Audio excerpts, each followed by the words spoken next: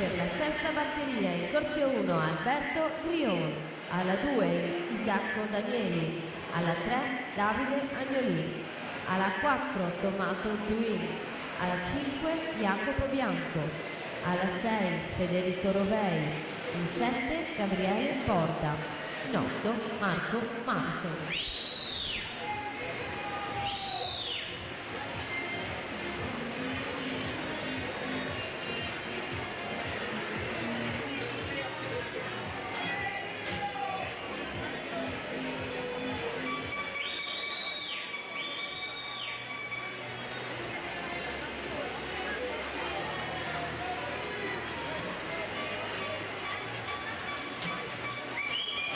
(56-59) Raffaele Ferracin, la vittoria della quinta partenza.